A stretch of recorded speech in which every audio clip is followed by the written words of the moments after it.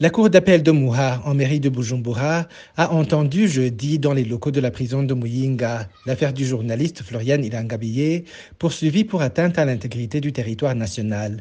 Dans ce procès, la journaliste Florian Ilangabiyé, assistée par ses avocats, a plaidé non coupable, rejetant cette accusation portée contre elle. S'adressant au siège de la cour, Florian a fait savoir que le tribunal de grande instance de Muha a présenté un procès verbal biaisé.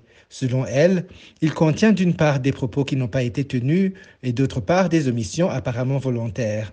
Les trois avocats de Florian Ilangabiyé ont montré tour à tour à la Cour comment leur cliente est incarcérée injustement par la violation du Code de procédure pénale, de la Constitution du Burundi, du Code pénal burundais et des textes internationaux en rapport avec les droits de l'homme que le Burundi a ratifiés. Les avocats de la défense ont à ce propos demandé à la Cour d'auditionner avec plus d'attention les propos de leur cliente tenus dans une émission sur la radio Igicaniro du 22 août 2022, indiquant que ces propos ne portent en aucune manière atteinte à l'intégrité du territoire national. L'émission en question est la base de son arrestation et de son incarcération depuis le 30 août 2022. La défense a alors demandé à la Cour la libération de sa cliente pour qu'elle retrouve sa famille et ses enfants. Après avoir écouté la défense et le ministère public, la Cour a mis l'affaire en délibéré et le verdict sera prononcé dans les 30 prochains jours.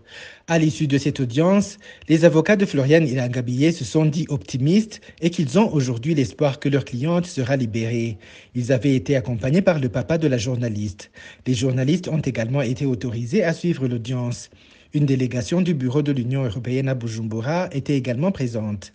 Ceux qui ont assisté à cette audience affirment que le procès s'est déroulé dans un climat apaisé, contrairement au précédent qui avait connu une terreur de la part de certains agents de la police et du service national des renseignements.